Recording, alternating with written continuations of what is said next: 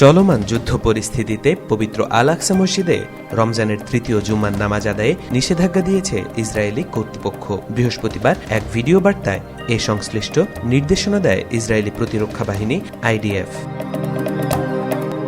একই সাথে বন্ধ ঘোষণা করা হয়েছে পবিত্র নগরী জেরুজালেমের সকল ধর্মীয় স্থাপনা। চলতি রমজানে প্রথমবারের মতো নেওয়া হয়েছে এমন সিদ্ধান্ত। এর আগে গত 2 জুম্মায় হাজার হাজার ফিলিস্তিনির অংশগ্রহণে নামাজ অনুষ্ঠিত হয় আল আকসা প্রাঙ্গণে। এবারের রমজান মাসে পশ্চিম তীর থেকে সর্বোচ্চ 10,000 ফিলিস্তিনিকে আল আকসায় নামাজ পড়ার অনুমতি দিয়েছিল ইসরায়েলি কর্তৃপক্ষ।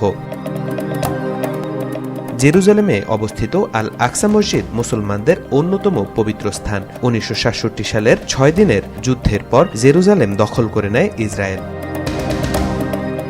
তাওফিকুল ইসলাম, আজকাল।